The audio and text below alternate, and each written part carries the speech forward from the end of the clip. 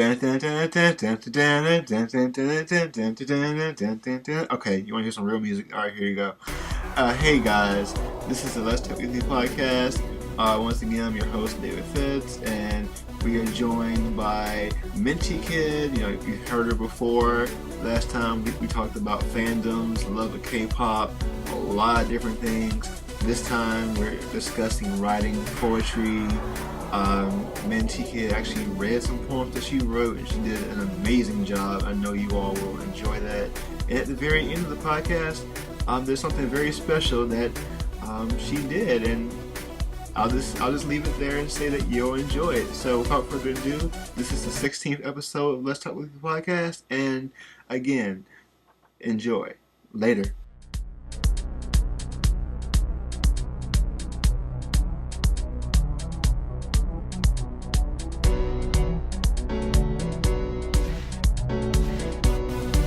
Welcome to the Let's Talk Weekly podcast.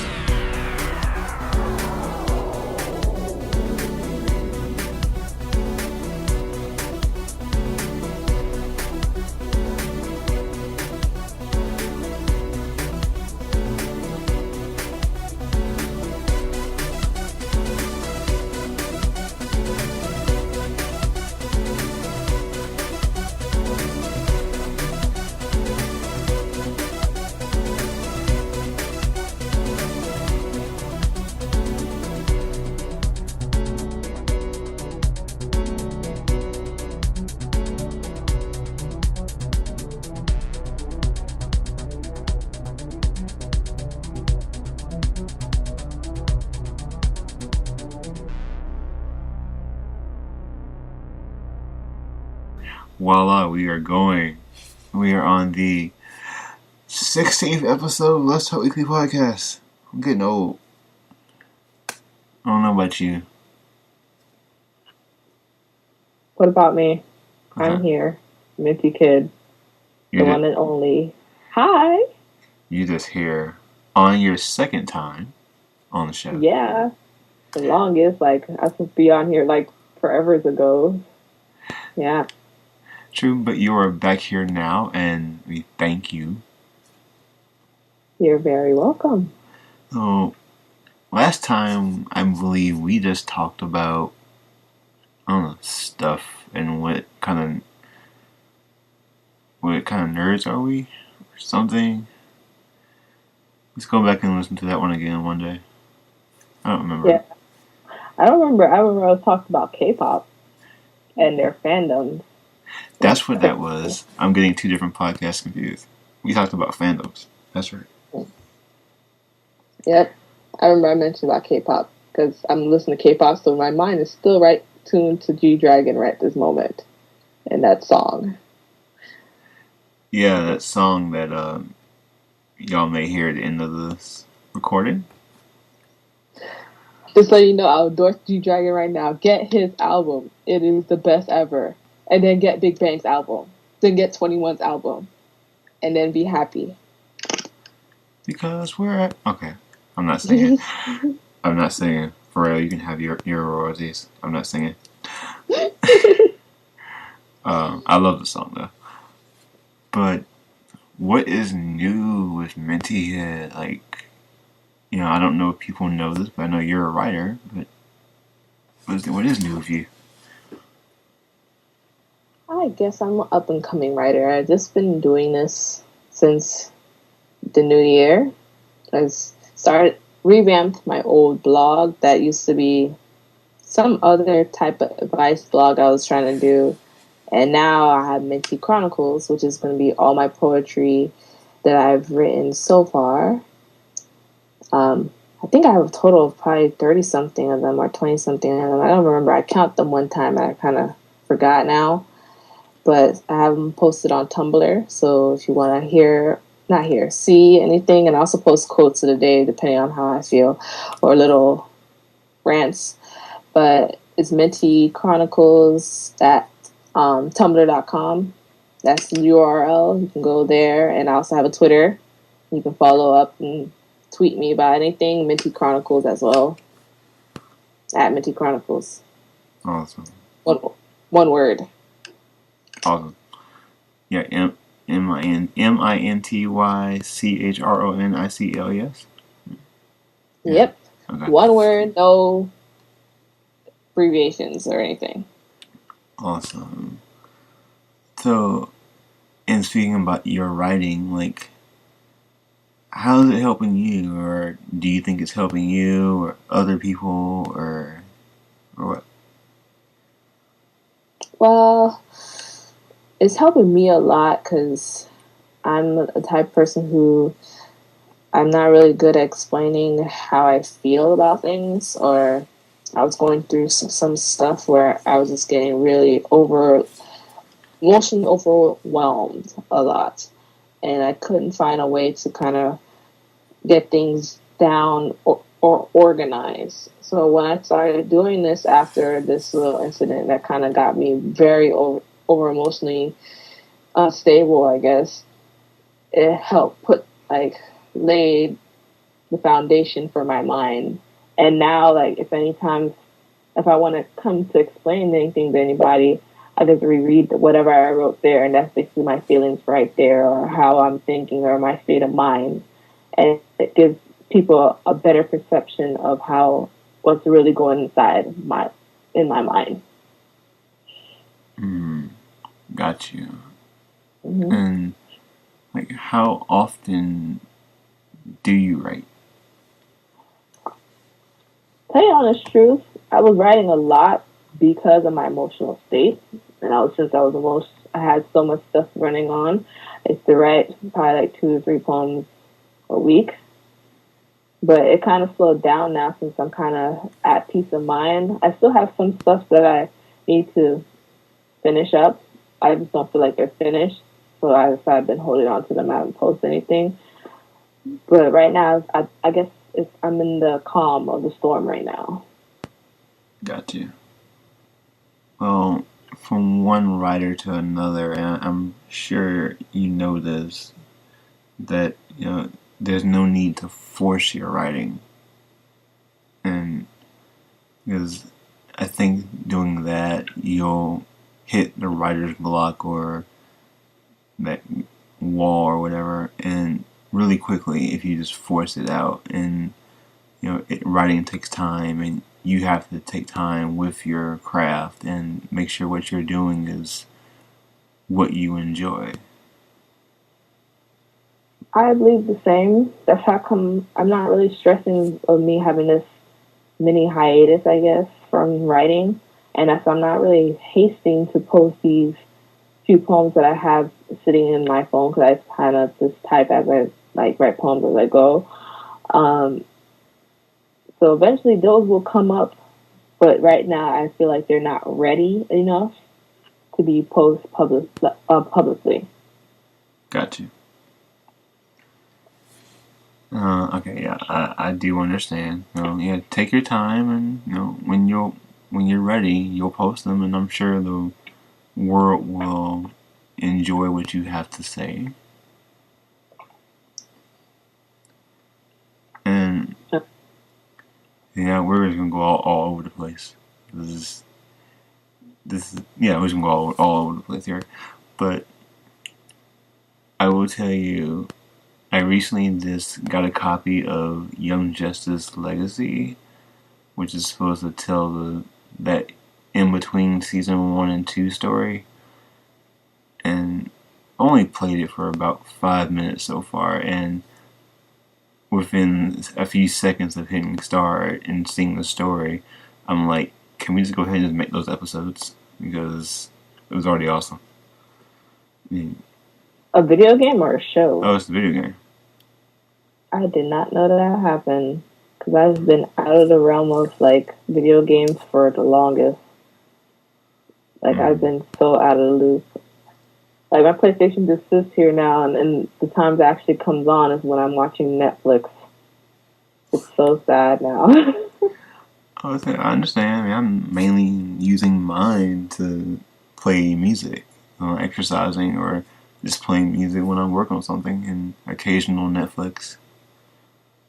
Yeah, Netflix is my junkie.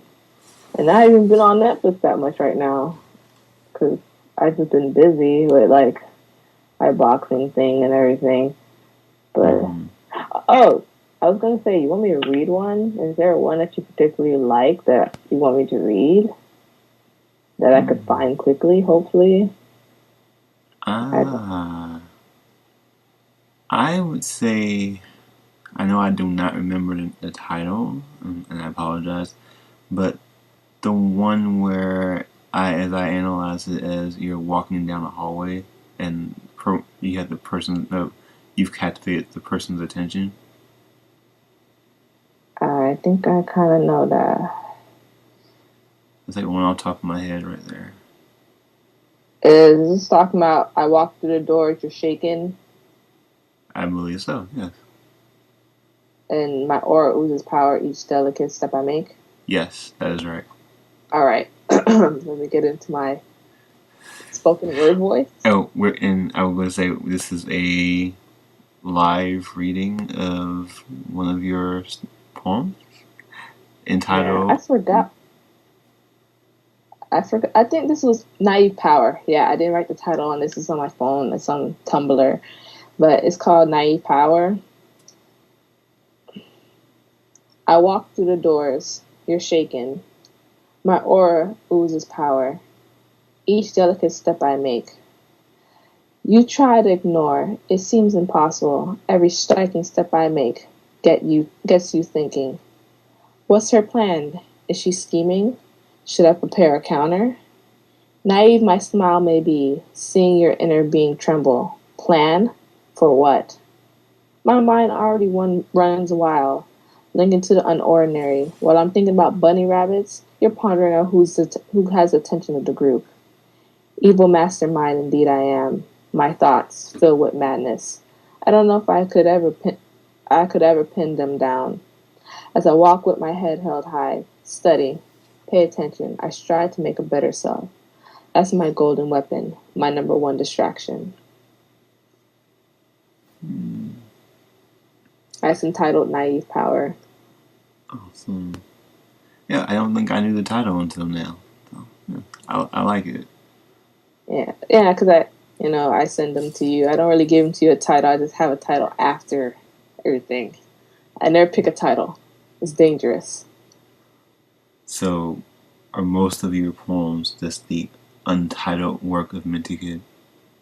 In a sense, and I just put a title to it after. Okay. Yeah. And did we mention your Facebook page?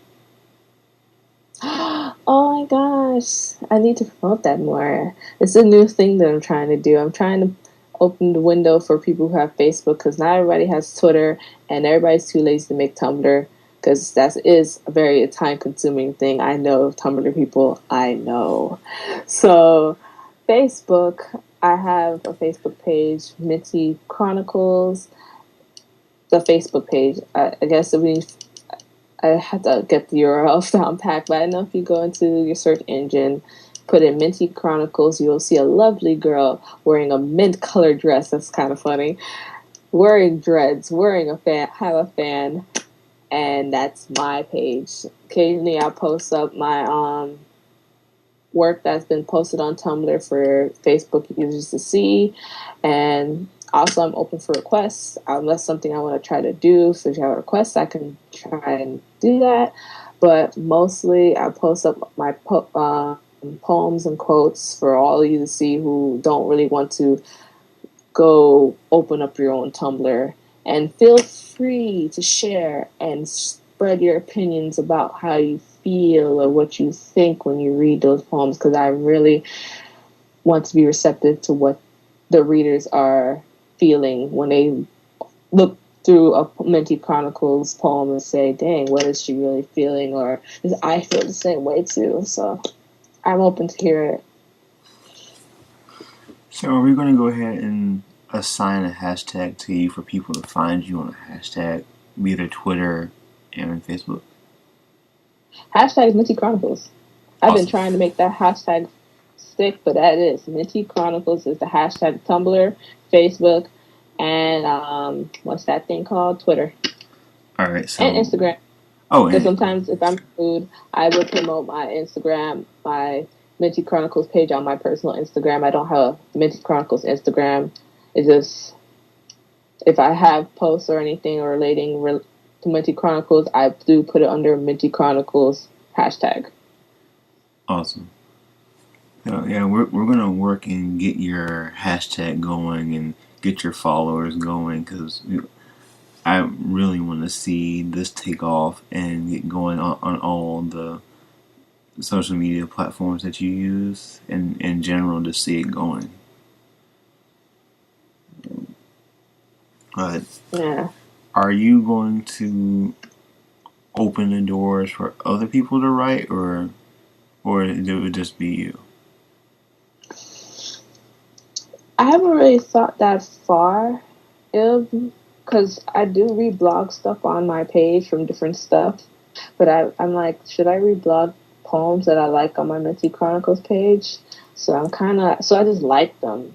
So I'm really kind of, I don't know yet. If there's partnership or people who want to share the site, I guess if we discuss it on the side or whatever, we can make that arrangement where I post your things, always give you credit. I'm not going to take the credit. I'm not like that. Make sure you get credit on everything. Link to your website under your blog post. Mm-hmm. And also, that means you have to open up a Tumblr, because I'll give you management position, but not like you are the head of the whole post. So. Right. I understand. Mm-hmm. Well, I would say this, a lot of people start maybe a website, or start or follow a trend or something, but nowadays we don't see too many people writing poetry online, and I think it's awesome that you do it. And I just watched a part of America's Got Talent the other day, and there were these two young men who were tap dancing, and they made a comment that you don't see a lot of that nowadays, and it's nice to see people doing things that people maybe don't see a lot of, because it's refreshing, and we need a lot more of refreshing things.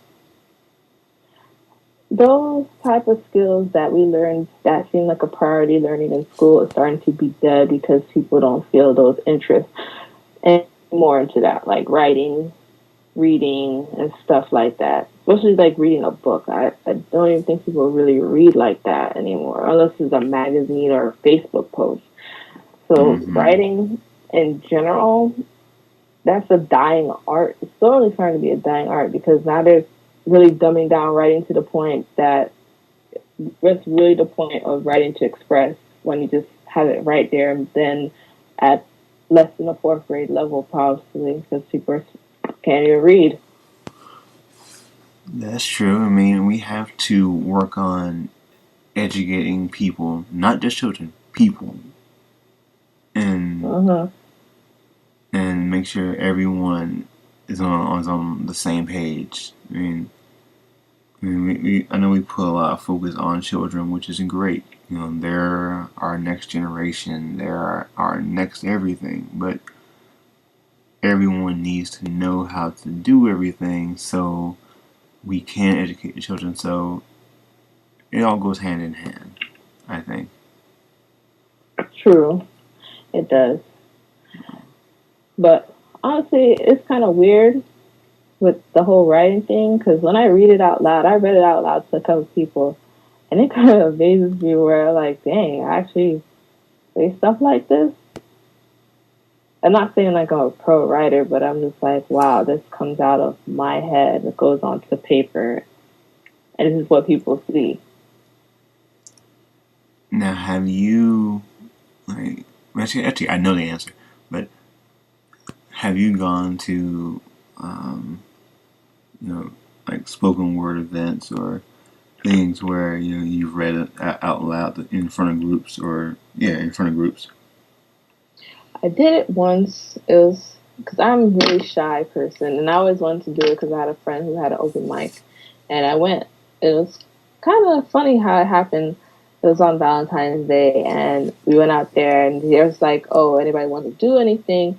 One of my friends called me out like, yeah, Mintykid or I write poems, and I was like, I want to do it, and I was like, thank you for that, but at the same time, I was like, why? So I quickly picked one of my poems that I felt like I really like. A lot of people don't pull onto it strongly, but that one is really unique how I came up with it. And I read that to the crowd, and everybody was feeling to it, and people, I guess people see that potential, and a lot of people kept telling me, keep it up, Killa, it's pretty good, keep it up, you keep doing that, I like what you write, you know. I would like to do it again, but of course I know my nerves will always get the best of me sometimes. Well, would you like to read that one out loud or for us? Okay, just letting you know, because people minds are crazy when they hear this one. They think it's like some sexual type of, what was I gonna say, drama. Sexual type of poem. It's not really sexual. So it's called Intoxication. This is like my favorite one that I wrote, next to this other one. This drunken intoxication that floods through my veins, poisoning me from head to toe. As I slip out of reality, I lose my being. As I fade over, I don't know who I am.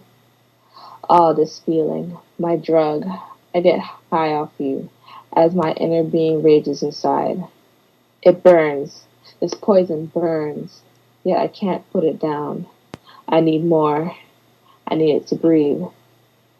To see another day, oh, this intoxication consume me, take me over. Mend my being from the bottom. Take me on and beyond. Lose me forever while I drown. Yes, in the pool of happiness. The bliss don't let me go. I need more, consume me, I need more, I say. Kill me slowly as I take you. As I embrace you, control me, I'm your servant. Oh, sweet intoxication, my sweet intoxication, never abandon me. You feel me, you heal me. Oh, just spoil me, drip the essence of your greed on me. Oh, I'm dying. Don't let it kill me, my intoxication, my lovely intoxication. The greed turns me into a fiend. I can't explain. Complain. I know I should have stopped. I blame the addiction. My precious intoxication, live on in me as I lay here. Let me close my eyes. I love you, my beautiful intoxication. Let me rest in peace. Then the snapping commenced. I'm saying it's over. Awesome. Now, what kind of feedback did you get on that one? Oh my gosh, when I read that in public, everybody's like, well, Kia, ooh. Like, they thought it was a sexual poem, but I'm like, it's not sexual. It's not sexual at all. You guys are really, really saw nothing that I was trying to explain. Yeah. But that's what they interpreted. When they interpreted sexual, they can take that in sexual, but when I wrote it, it wasn't sexual at all. Awesome. I would ask if you want to explain what that means, but let's just leave that to the interpretation of... Yep. If you want to know, you have to hit me up on my Twitter. Direct message, because I'm not putting on Twitter either for people to read. Yes. This is another way for us to get views and get some hits. Yep. Especially that's my best poem. I'm not going to explain that to all you guys. You have to figure it out. So remember, the at Minty Chronicles. Just throwing it out there again. So. Before we're done, we're gonna mention your links and stuff maybe like 10 more times. I don't know. Mm-hmm. I don't know. Okay, it's not a problem. Oh, what else do you want to share with the interwebs this evening? Interwebs. I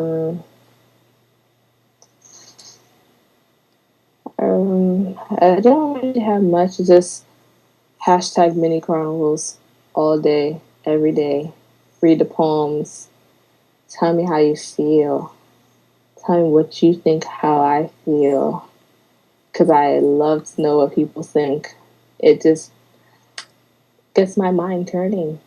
Mm-hmm. Like, people, one thing that really grinds my gears when I ask people about my poems is like, it's good. I'm like, yeah, okay, it's good. But give me more depth. I'm like, did you guys take a literature class in college or high school or whatever where you guys had an in-depth conversation about a book or a story or something? That's what I want from you. Not just it's good or there's grammatical errors. I know there's probably grammatical errors, but I want to know how you feel and what did you think when you read it. Did you envision me? Did you envision yourself? That's what I want when I ask people. So when I ask you, that's what I'm asking. Right. Yeah, because I think a lot of people really just say, oh, it's good. And, I think maybe that whole delving into something, part of them probably went away once they left school. So you really got to pull it out of people. I'm a complex thinker, I think. And I would say, I know, I realize I'm wrong. I know that. But, but we want people to say more than it was good. Mm-hmm. That's just the easy way of saying, move on. But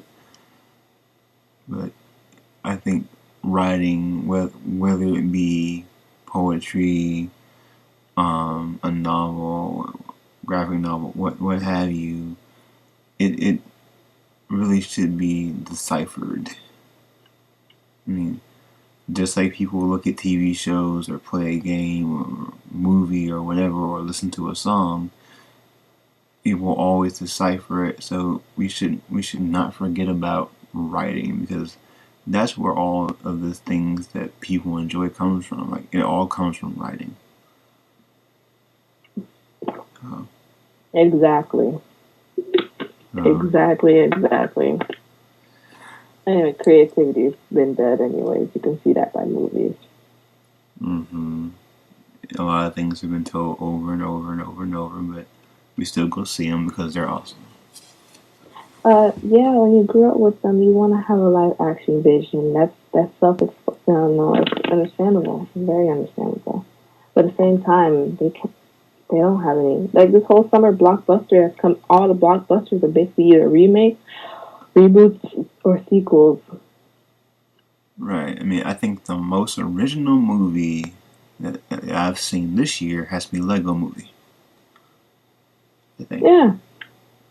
Honestly. Yeah, I mean, I like Godzilla, I like X-Men, I like Spider-Man, I like Captain America. But the most original movie is Lego Movie. I mean, and there's the other ones, and RoboCop was good too, and so was Right Along. That's a remake. That don't count. I didn't see RoboCop, but I know it's a remake. Yeah, it's a remake, but it's good.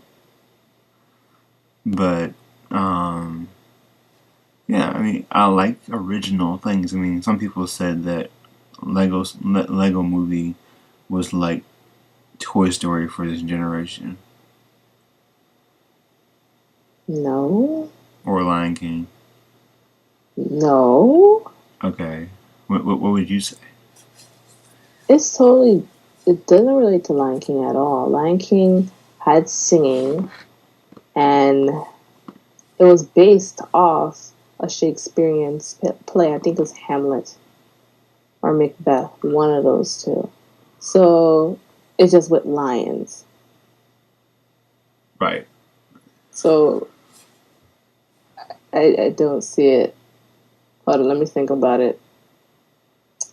It's the special Lego Save the World. Well, it's a cliche plot line where it's basically a special person who then doesn't think he's special, is very ordinary, is given the responsibility of being the special. So it's basically the cliche story of the, hey, nobody's can be awesome too. That's what it is. Right. And it's just build that into kids. That's what it is. I don't think it's Lego. I mean, not Lego, Toy Story. Yeah, I see what you're saying. I mean, I think the other thing too, like, and because I haven't really talked about this movie that much, but there was a certain, I don't remember what part it got to, but at some point I started thinking, this has to be some kid playing with Legos before we saw the kid. Spoiler for those who hadn't seen the movie. Sorry. Mm. But I'm just like, I think some kid's playing with Legos. And then when he showed up, I was like, uh-huh. I thought so. But I like the nice family vibe to it. It should have been self-explanatory, but for us walking into the movie, it was like, I guess it's a movie about a Lego land, but it Yes. should have been self-explanatory because Legos, in order to be a Lego world with imagination, you have to, in order to play with it. But it should have been easy for you to know, but we didn't know. Maybe you didn't know it until a certain point, or at least for me. I don't know about you. I mean, when did you figure it out? I did not figure out because the whole time I was cracking up and saying, "This kids do not get any of these jokes." Oh, yes, yes. I was laughing the loudest, and I swear, these kids like next to me looking at me like, "Why is she laughing so much?" Like, I swear, my favorite part that had me cracking up is when the dude, spoiler again, you haven't seen the movie, I don't know what you're doing with your life. The guy was like, "Spaceship! Spaceship!" I was cracking up. Oh, yes, spaceship. The spaceship dude. He was awesome. 1980 spaceship something. That was so funny. And I was like, just cracking up so much. And the kids looked at me like, "What's so funny?" I'm like, dude, come on, a guy getting all like, basically the reference is he's getting coked up on doing spaceships. So his coke is spaceship. So when they said, "Dude, you can do your coke or your spaceship," he went ballistic and did the crack, went cuckoo bananas or whatever on spaceship. That's how he did, because like every time he tried to build one, they were like, no. He's like, oh. And then when he finally built it, it was like, I can do it. You're not gonna stop me. All right. So yeah. So basically, wow, I just did compare drugs to a kids movie, but basically, yeah, you did. crack. You did. I didn't. You did. So. But it makes sense because that's what I saw in my head. Because he looked like a crack addict on spaceship. So he's like, "Can I do a good spaceship?" They're like, "No." And then he's like, "Oh, they don't want me to do my junkie addict." And then they're like, "You can do your junkie addict." And it's like, "You guys sure? Like, you guys not gonna judge me?" They're like, "Yeah, we're not gonna judge you." Then he's like, "Okay." Then he went on hyperdrive on spaceship. That's how come. That movie was not meant for kids. It looks pretty for kids, but it have a lot of adult humor if you actually sit and think about it. Let's just go ahead and say a lot of cartoons or children or shows meant for children or not for children. Case in point, Rocko's Modern Life. I did not know until I grew older. I did not know. Animaniacs, Tiny Toons, any of them. Those were for adults. I mean, I know when I was younger, hearing Happy Happy Jojo, I didn't get why parents were laughing, and now I'm older, I'm like, I get it. Like I saw a meme on Facebook about Rocco. That's how come I was like, I didn't know. Did you know Rocco was basically on a work for a phone sex line? Because there was a part where he's like, "Oh baby, oh baby, oh baby," and I was like, used to say that all the time I was younger. Then I grew up. And then I thought about it when I saw that meme. I was like, "Oh my god, he worked for a phone sex line." He did, and yeah. Sometimes you saw Mr. and Mrs. Bighead having sex, but we didn't know it. Yes. So wow. Yeah, we're talking about Rocko's Modern Life, y'all. If you haven't seen the show, which I don't know why you haven't, go look it up. I'm gonna Netflix that later if they have it. Cause I'll watch it again. But it's crazy. There's some video where it's like they break down like all like the adult humor in Rocko, like they give you like maybe 11 to 20 something examples. Better yet, I seen a video where they had all the sexual innuendos and all that kind of stuff in freaking Young Justice. My cousin showed me that, and I was like, especially between Wally and Artemis. Oh yes, yeah, there's a lot there. Yeah, there's a lot between them and the Spitfire couple. Tumblr knows what the Spitfire is. Y'all know. I ship them. I love them. Yeah. Let's see, because Animaniacs has the "Good night, everybody" thing. Every time they would say something like outrageous or something sexual, then Yak will come up on screen. "Good night, everybody," and I did not understand that. And now I go back and look at them on TV, and I'm like, wait a minute, that was just so wrong. But then let's see, my one example out of many examples for Tiny Toon Adventures is like the one episode where the character Beeper, he's just beeping, and he kept getting his mouth washed out with soap by this robot, I think, and I didn't understand that he's cussing. I didn't get it. And that was the whole joke. Oh my god. That makes so much sense. I didn't understand it until I watched it again, and I was like, oh, he was cussing. Okay. Oh, we can talk about this for days. Oh my god. Yeah. I mean, I don't know. I can't think of any like recent animated movies because I haven't seen that many recent ones. But me neither. I can remember. And I'll probably be one of the first. Not there's probably another, but I have not seen Frozen, and I'm fine with it. I haven't seen it either. I will say this. I want to know why it's so interesting now because of, although I'm behind, but apparently a character from Frozen shows up in Once Upon a Time on the season finale, or this past season. So now I gotta go watch Frozen so I understand who that is. I heard about that. And I'm like, you're gonna make me watch that movie. I mean, I'm pretty sure I'll see it whenever it shows up on Netflix, and I probably will like it.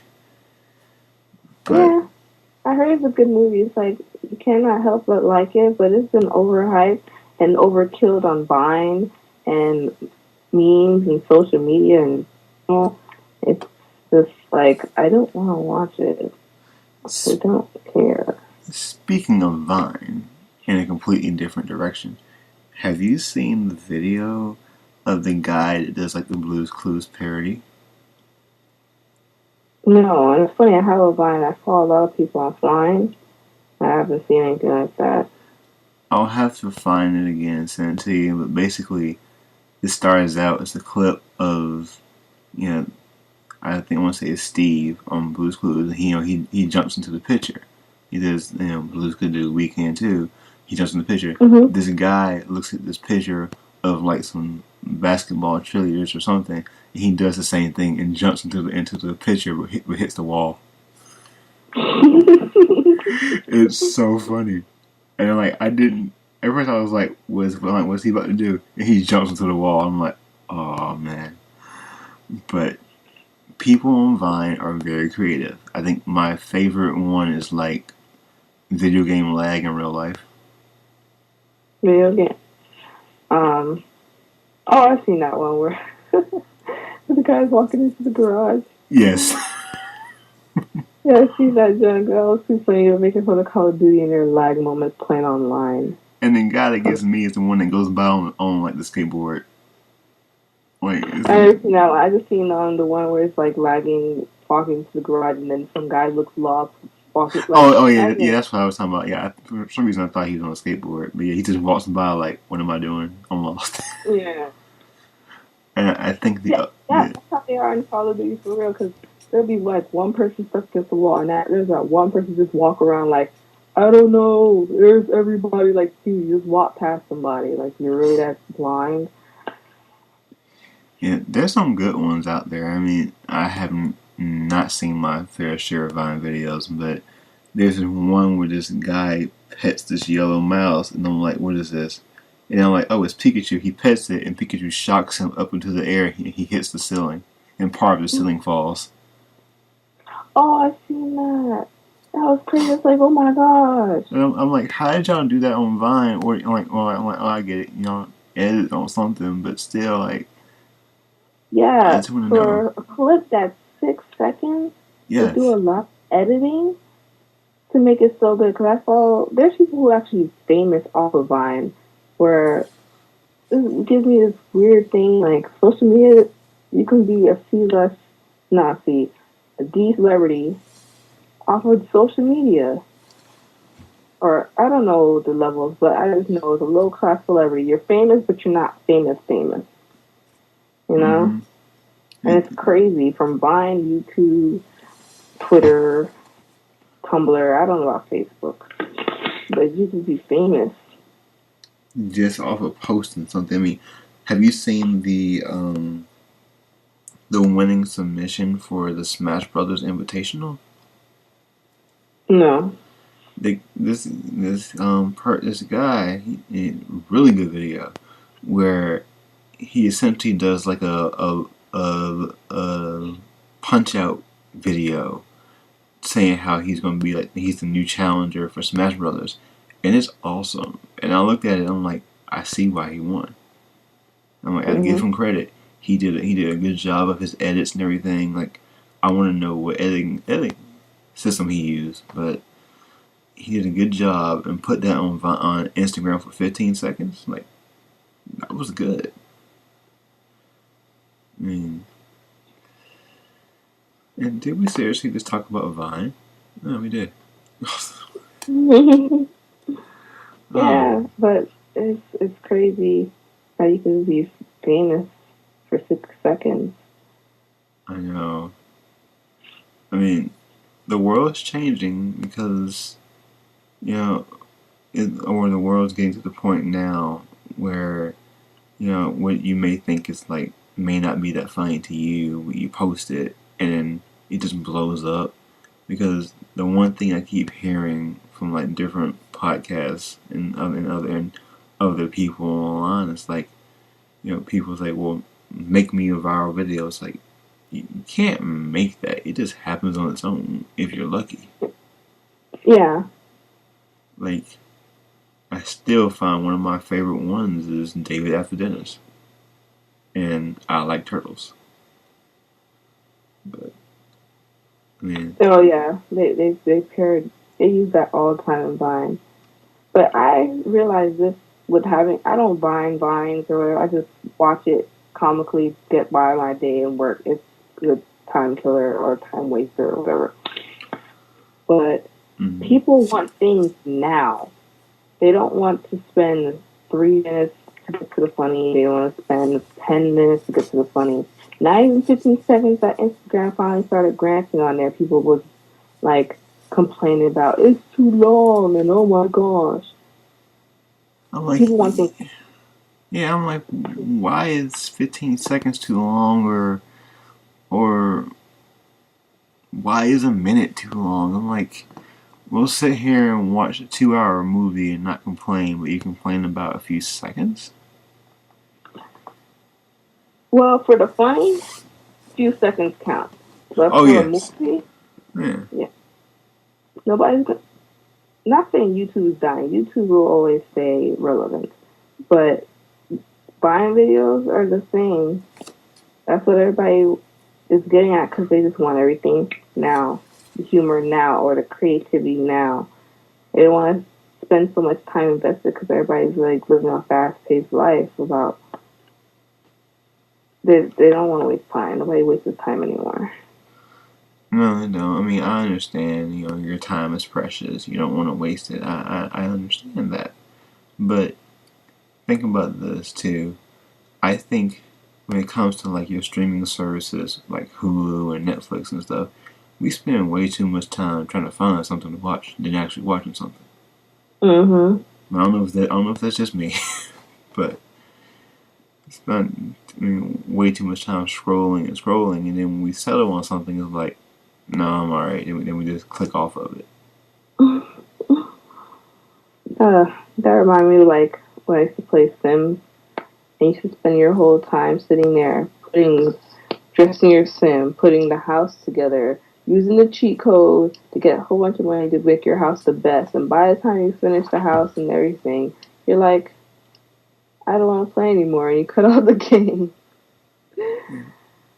I think the one PC game that I played where I didn't realize that I had spent hours at a time playing was Star Wars Empire at War, where like I sucked at the ground missions, but the space missions it was like yeah I could do that like all day, like sit there start building my space station, wait for the money to roll in, then I start building my fleet, then go and find the other team or the rebels or the empire, what have you, and then find them, and you gotta go find their base, and by the time you find it, you look up 3 hours have gone by. I'm just doing one mission, and I'm just like, I just sat here for 3 hours and I had fun, but it didn't feel like 3 hours. Mhm. And that's when I realized like I can't sit here and play this game all day.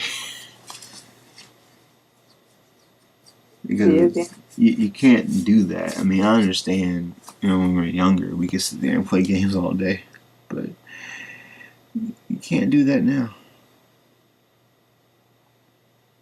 And I understand people who sit there and play games 24/7, or they're really good at them and stuff. I'm like, I don't have time to sit there and play Call of Duty all day to get the prestige level or whatever it's called. I mean, I'm not good online gaming, but I'll try it. Yeah, I got so lazy with video games. So lazy with video games. I can't do it anymore. But speaking of video games, we are due for another PlayStation All-Stars fight. World, just letting you know, I whoop him in it all the time. No, you don't. I beat you sometimes. 2 times or something. No. It's more than 2. If we play 20 games, you win 2 times. Okay.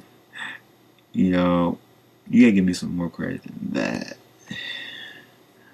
Nope, because you just sparked the freaking competitive side of me. 20 out of 2, that's what you get. 20 games, 2 wins out of you.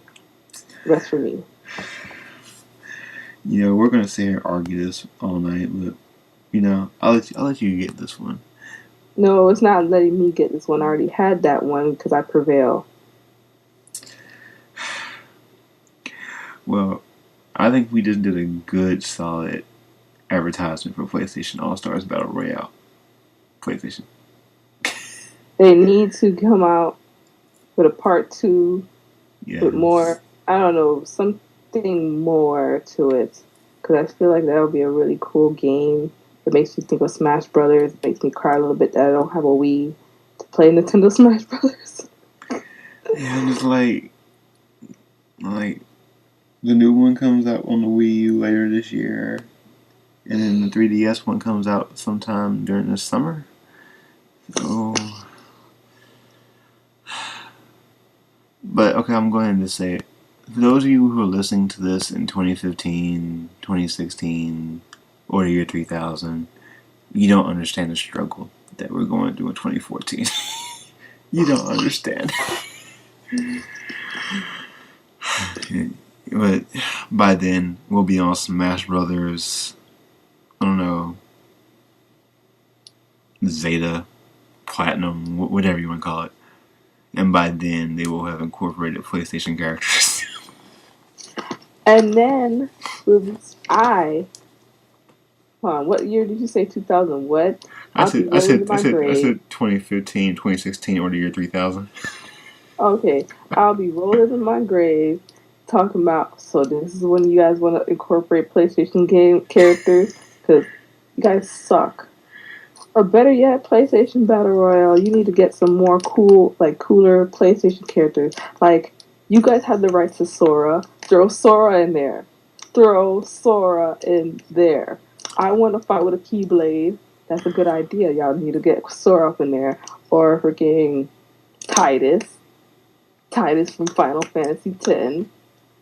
Or Yuna from Final Fantasy X. Basically all Final Fantasy characters in freaking Kingdom Hearts. Sephiroth. I understand. We need like a random Goofy and Donald Duck to run around. I understand if they don't add them in it because Disney has the rights to them. Yeah. But hello, Sora, you had the rights to, I believe. I think so. I mean, yeah, they do. Yeah, they should. I mean, it's caught up in the Square Enix thing, I believe. Unless Disney took the right to Sora too. Disney.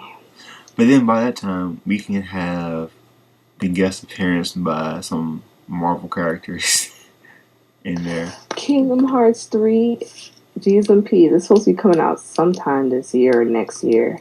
I will cry happy tears and yet sad tears on the other side of me because I don't have PlayStation 4, but I'll cry happy tears because it came out. See, I have a struggle in my life right now because I can't play Kingdom Hearts without being happy that 3 comes out. Like I said, those of you in the future, when we're living on the moon or Mars or wherever we're colonized and we have the Space Federation, you have to just look back and understand the struggle of 2014 of not owning all the consoles, the feels. Exactly. I always want to own a PlayStation 4. But yeah, just give me a PlayStation 4 and then I'll buy Kingdom Hearts. And there, I'm contributing to Sony by buying the game, but not the console. Just giving me the console. Maybe a beta tester, even though there's no more beta testing. Yeah, by the time you and I get PS4s, it'll be on like PlayStation X. Only time or I no, PlayStation wait, 4 oh is wait, this PlayStation V. Excuse me. PlayStation 4 will be in my hands if that PlayStation 3 clunks out. Because this is my second one. If that clunks out, I might as well get a 4. Then I guess I'll have to join you. Then we can play games online, and I'll beat you in something. You can't take it. You can't. Yeah. Well, the game is. I don't know if they're going to go online what they have, but the game selection for PlayStation 4 kind of sucks right now since they don't really have anything right now. Yeah, I want to play Infamous Second Son. Now we know Arkham Knight has been pushed back to 2015. Uncharted. Don't know when that's coming out. And I'm actually looking what games they have. And what Star Wars Battlefront doesn't come out to 2015 when Star Wars Episode 7 comes out. Oh. Okay, they have the UFC game, Watch Dogs, Destiny. Yes, that's... Of course, Call of Duty. Murder, Soul Suspect, Watch Dogs. Mortal Kombat. Oh, yeah, Mortal Kombat X. That didn't come out yet. Oh, it's pre-order. That's okay. Right, yeah, that's right. That was just announced. That's right. Yeah, The Last of Us Remastered, Dragon Age, Wolfenstein. What do you call it? Batman. Yeah. Arkham Knight. The last Arkham Batman game, or so we think.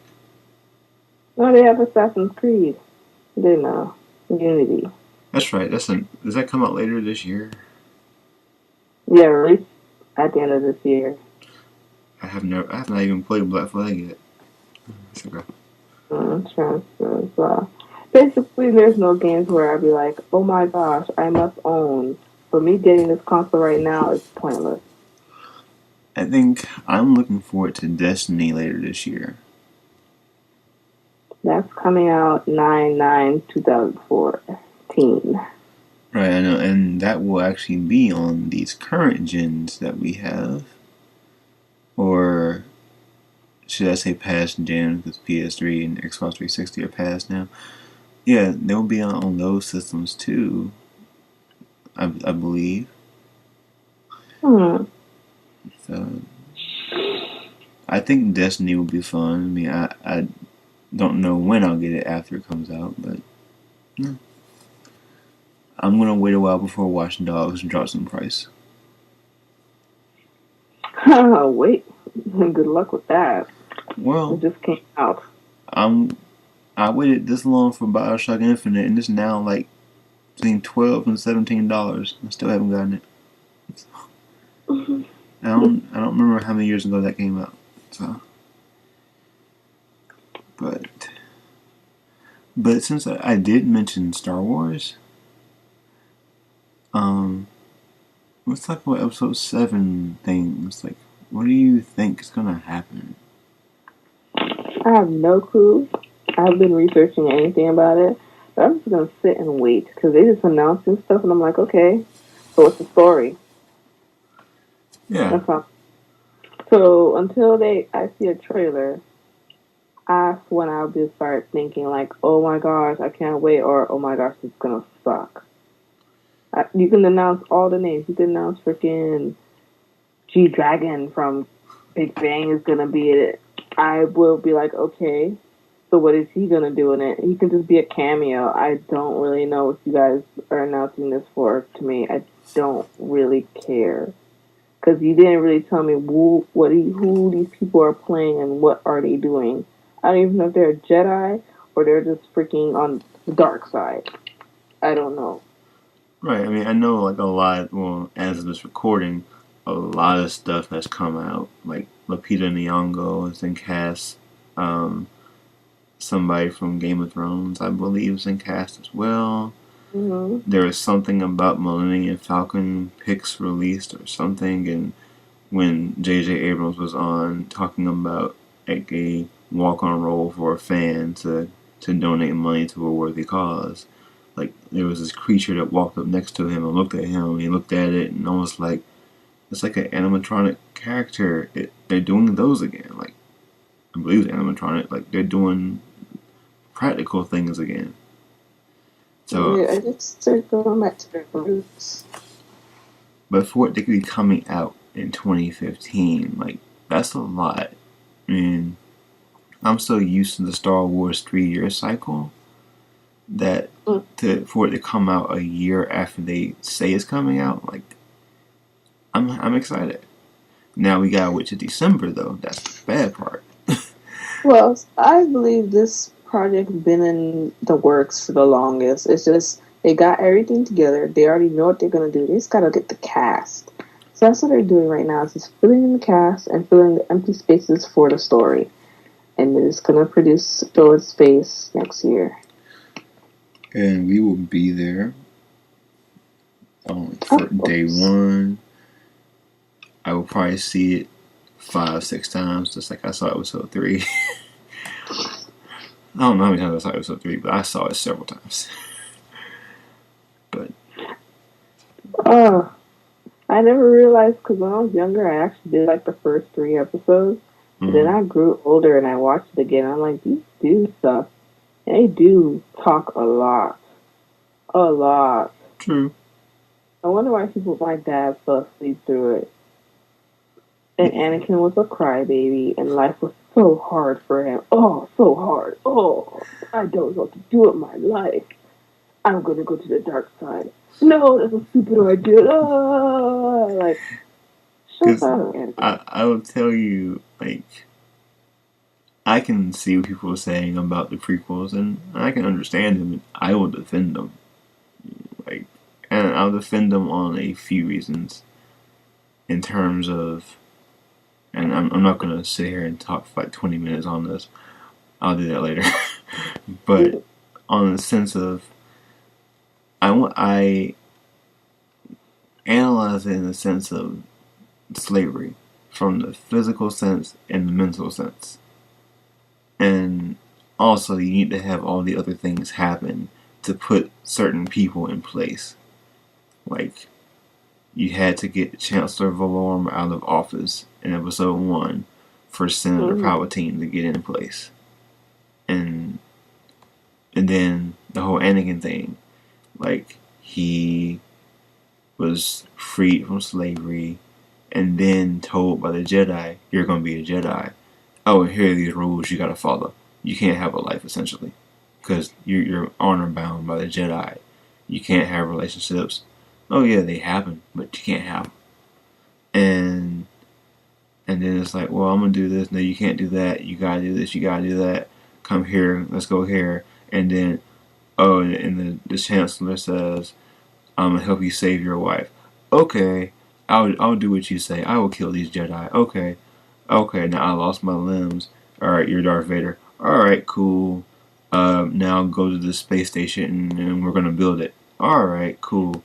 Oh yeah, that young man over there. that's your son. Bring him to me.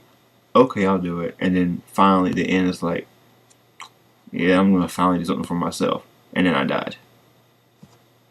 Yeah. Oh yeah, you can't forget the part where he's like, "Yeah, we're gonna do this for your wife." Okay. Yeah, your wife's dead. What? No. Where that part, I was like, "Yeah, Anakin, you're an idiot because you actually listened to him. Like, you could have saved your wife. Your wife wanted to spend time with you. Yep, Obviously, she some did. logic from one perspective. She just wanted you like, Anakin, you need to like calm down and spend time and blah blah and get away from this and blah blah. I'm stressed." And then you basically stressed the shit out of her to the point that's why she died. So it's your fault, Anakin, Yep, for not really opening your eyes and you being in a situation over a woman. It's your fault. And you're so lucky Hayden Christensen that you're so hot. That's why I really love the movie because you're so hot. Sorry. But you know what? I'll say this story wise. I mean, I get what people didn't like, and things, and I understand it. But I like the story for what it was, and you have to start. And I always look at it like this: you got to start somewhere. True. And sure, there are some like small holes here and there and whatnot, but you know, it all tells a good story anyway. I mean, like, I'm an advocate for the Clone Wars series that a lot of people were like, no, but I watched all of it, and even watching the final episodes on season 6 on Netflix, I was just like, I see where they were headed. I think if they had gotten a full season 6, they could have finished it the way they wanted to finish it. Because I see where it was going to. We're about to go with the whole Chancellor Palpatine's going to be getting kidnapped any day now. Because did you watch the one that was done by the Powerpuff Girls creator years ago, like before episode 3 came out? I'm not sure. That was years ago. I don't even remember. Yeah, that was 05, like early 05. Like they had like these mini shorts, and then they put them on like DVD. But like the shorts were like telling what happened between episode 2 and 3, and it ends with like them getting a communication on I'm forgetting the technical name of the cruisers. But forgive me, Star Wars fans, I forget. TIE Fighter. Like the early version of the Star Destroyers that the Republic had. I forgot what they were called, but the clone transports or something. But like they get a communication where like it said, yeah, Chancellor Palpatine's been kidnapped by General Grievous, but then like they show Grievous breaking into the Senate building to get him and defeat the Jedi and clones that tried to stop him. How he killed 2 of them and almost killed Shaak Ti. But then, as they're boarding a ship, like a escape ship, like Mace Windu jumps out, tries to stop him, and then he just chokes him, like force chokes him, and that explains how General Grievous starts coughing. And because the whole time he's just talking regular, he doesn't cough anything until Mace Windu chokes him, and then like he kind of crushes him. So then he kind of then I was like, oh, that's a good reason for why he coughs in episode 3. But in the Clone Wars, he's just coughing. So I was just like, no, okay. I kind of like the other explanation better. But when you think episode 3 is just like, oh yeah, he was built together. Like he was the pre-Darth Vader, because he was somebody that died. I just don't remember like the character and everything. But you know, we'll talk more when we get closer to episode 7 out of 9. So we're looking at 2018, 2019, 2020 by the time all this is done. Yeah, this will be 9. Wow, God. So this is after they're doing that num num chuck chuck celebration crap. After Return of the Jedi, like it's like 30 years later. So there's more war. Wasn't there peace after that? Oh my it's like god. it was peace, but then like there's this awesome graphic novel. It's two parts called Star Wars Dark Empire, where it picks up like right after Return of the Jedi ends, and you still have like these small pockets of resistance of the Empire, like trying to take over, and the story still it follows Luke and everything and everybody, like it's just Han and Leia getting married, I believe, but Luke joins the dark side, and it's very interesting how he goes from a Jedi to a Sith Lord, essentially. Well, there is hints of him being a Sith Lord in the beginning. In the end of the final battle. So I did watch it recently, and he was about to convert to the dark side until I guess he wanted to do the right thing. So he did the right thing. But yeah, he has some in him, and I hope they explain that freaking Leia is a Jedi. Yeah, because all they said was there is another.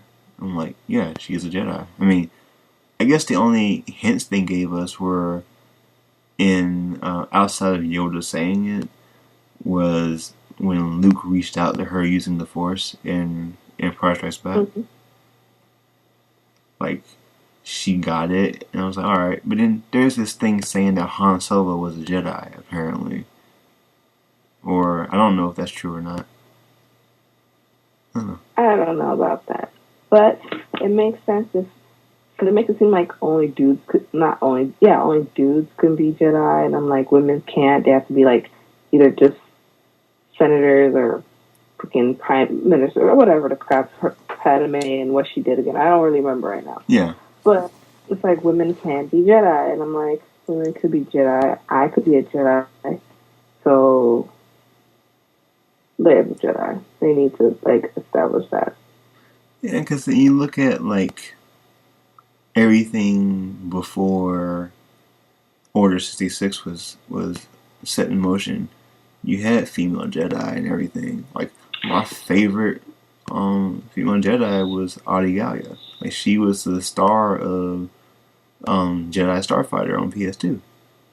And then you actually see her in episode 1, like she's in the background, and then the Clone Wars, she's prominent in that show until she gets killed off. Which still mad about that.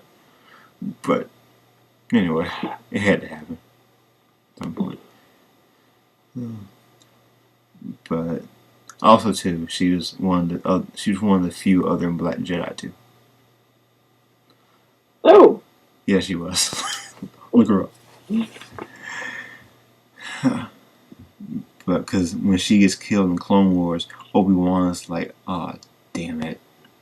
I was like, "Oh," cause he looked pissed when she got she got stabbed by a lightsaber, then she got impaled by horns, and it was just like, yeah, y'all can't show that on Cartoon Network.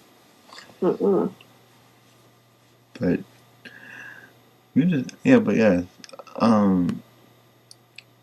is there any more writing tips or anything you want to give to our listeners here? For those who tuned in for the writing and not Star Wars talk, I apologize. But, writing tips. Write with your voice. Not that sounds bad. Let me explain it. Write with your voice, meaning express yourself. Don't just try to sound poetic and all just and all that kind of crap. And don't write with ebonics either. That just makes you sound illiterate when people read it. Just try to let your voice be heard. Be descriptive. Because I kind of talk very, as you can see, I'm very animated, very fruitful, very vibrant. So make your writing that way. And then people will feel that way when they read it. They'll envision it, right? To paint a picture. Self-explanatory. I'm doing all this extra explanation for Yeah, nothing. you're fine. But yeah, you're right. I mean, you look at some like of the great. A lot of writing is great, but you look at something like the first thing that comes to mind is Harry Potter stuff, J.K. Rowling. Like you read, like as soon as you start reading her work, I don't know if it was just me, but like, just kind of going through the pages and stuff. I started to envision a movie, although I know I'm looking at words on a page. But I start picturing they're going through the platform 9 3/4 and getting on the Hogwarts Express and riding on the rails down to Hogwarts and walking in the castle. And then so when we finally see the movies and stuff, I'm like, that's pretty close to what I envisioned. No. Yeah. Yeah, right? I read somebody's poem, and people, I don't say I'm a poet expert, but when I sometimes read poetry from other people, like this one guy gave me his poetry and showed it to me, and I'm like, you write poetry to write words. I want to really picture and feel what you're trying to write. Just don't write words because they sound nice. Be selective of your words. Think about them, manifest on them. Like, because I write with a dictionary, because sometimes I think of a word and I try to use it in a context where I feel like it will bring the sentence together and really explain it, because words have many different meanings if you use it right. Yes. So, dictionary is your best friend, or / thesaurus is your best friend. So always have one with you. I have one on my phone everywhere I go. Yeah, because I would say, just don't throw out big words just to throw them out there. Nope. And if you do, look them up before you actually throw them out there, and then use them right. Yeah, it's like expeditious. I don't know what it means exactly. But they just do it out there, just to throw it out there. Like, we gotta know what these things mean. Mm-hmm. So, but then, okay, here's a question for you. Do you write to your audience, or do you just write? I just write. Okay. If I have an audience, they can read it. They can watch me read it. So you don't just cater to like one set. Like you just you tell your stories or your poetry. Yeah, you just tell it as it is. Yeah, I guess I cater to the brokenhearted, people who could relate, but I just write to write. If it relates to you, it relates to you. If it don't relate to you, then you'll find the one that relates to you eventually. Mm-hmm. Now, what would you say to people who are like, writing sucks, I don't do that, I don't read, I don't write? Like, what would you say to those people? People who don't read, I don't know how you survive. I don't like to read. I don't know how you say I don't like to write. I don't know how you survive in this world, because you need reading and writing. And mathematics, but I mean, to really get anywhere in life, you need to know how to read. And at least how to write, so you can do things. Writing and reading gives you power. That's very true. Yeah. You can write laws and proposals with your writing skills, and reading, you can read them and articulate them and understand them and properly. Yeah, because I'll jokingly say this, like, people say, I don't, it's like, well, I don't use algebra that much. I'm like, you probably use it more than you think. But people say, well, I don't like math. I mean, somebody else say I don't like math. Math's not my friend. But I've learned how to use some of it in my life to, as needed. I may not like it, but I've learned how to use it. I mean, you need to know your basics in terms of, not just math, but your basics of, how to write your name or anything like anything. Like, you need to know how to, write your name in cursive. They don't teach a lot of cursive writing anymore. I'm not great at writing cursive, but I understand the need to have it. And then there's grammar. I'm not going to go that far into a teaching lesson right now. And punctuation. Yeah. But, and as you said about words, like, it's important to know the difference in using a word. I know you said it, but like knowing the difference between stuff like there and there, your and your, where and were. I can go on and on, but I'm not perfect. I still make mistakes, but it's important to know the difference.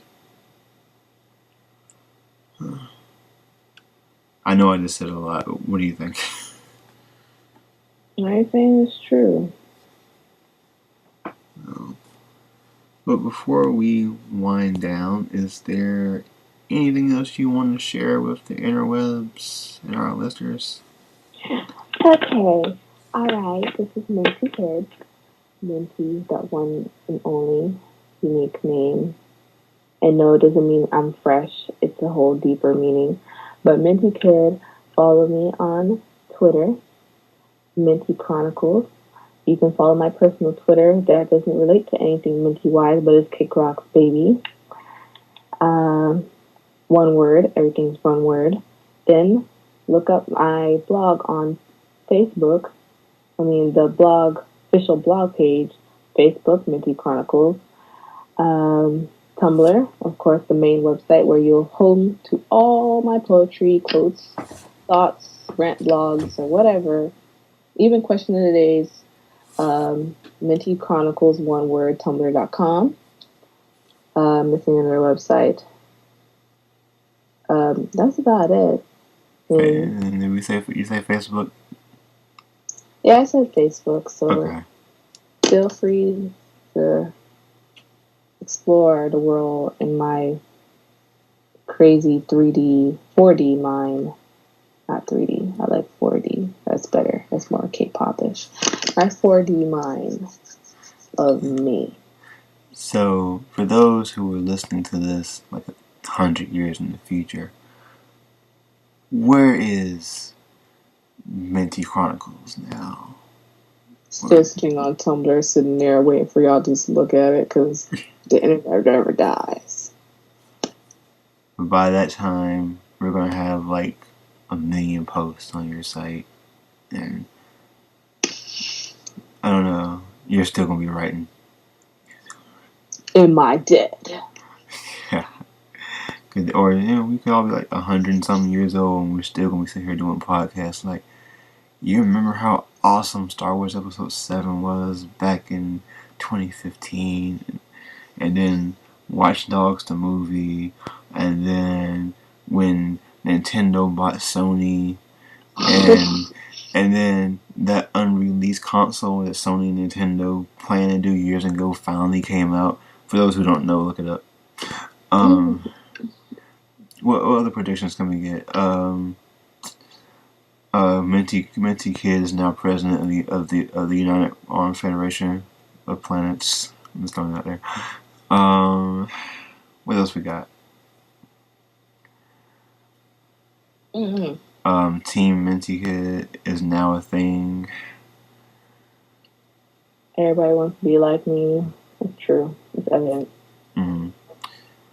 Well, thank you again, and we won't let it be. I don't know how many episodes in between, but we won't go this long without having you on again. It was fun. Lovely. Alright, peoples. We'll see y'all on the next one. Later, internet peoples. Bye.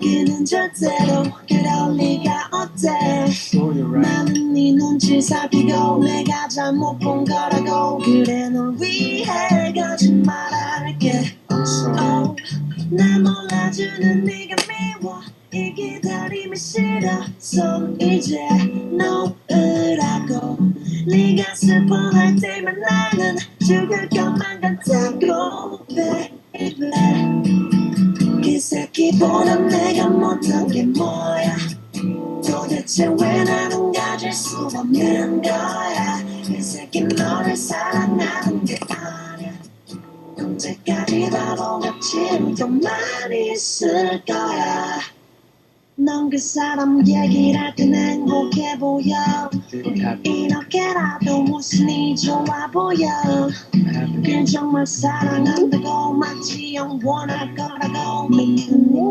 네 모습이 너의 친구들 모두 그를 잘 알아 눈이 다 보이는데 너만 왜 못 봐 They say love is blind Oh baby you're so blind 제발 헤어지기를 바랄게 Oh 나 몰라주는 네가 미워 이 기다림이 싫어서 이제 놓으라고 네가 슬퍼할 때만 나는 죽을 것만 같다고 baby 그 새끼보다 내가 못한 게 뭐야 도대체 왜 나는 가질 수 없는 거야 그 새끼 너를 사랑하는 게 아니야 언제까지 바보 같이 많이 있을 거야 The beauty of this is that I've been recording the entire time since I walked away.